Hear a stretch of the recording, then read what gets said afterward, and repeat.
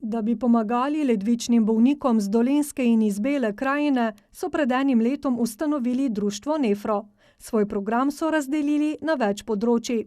Predvsem pa se ta področja tičejo socialnega dela z bolniki, potem na področju športa oziroma rekreacije, na področju rehabilitacije.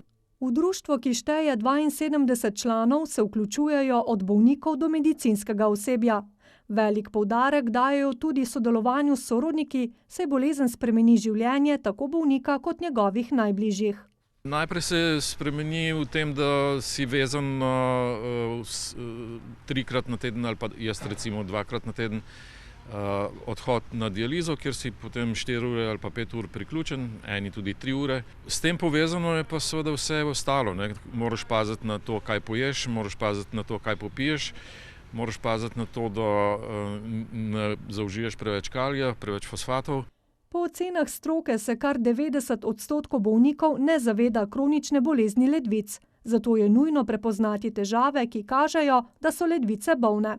Te težave so najpogosteje otekanje nog, visok krvni tlak, splošno slabo počutje. Potem pa je že čas, da se obrnemo na zdravnika, ki pogleda urin in kri, in v bistvu ti dve preiskavi nam data največji odgovor, ali so naše ledvice prizadete ali ne. Danes so ledvice najpogosteje prizadete zaradi sladkorne bolezni ali arterijske hipertenzije, zato jo je pomembno zgodaj zdraviti. Pomembno je tudi, katera zdravila jemljemo. Saj včasih je bilo velika navada, da smo jemali nekontrolirano protibolečinska zdravila. Tudi ta so nevarna in lahko povzročijo odpoved ledvic. Ljudje največkrat zbolijo po 50. letu, v primeru genetskih bolezni pa lahko že v otroštvu. Za zdravje ledvic lahko največ naredimo sami. To pomeni zdrav način življenja, ki vključuje več gibanja, več časa v naravi, tudi druženje z bližnjimi in seveda primerno hrano.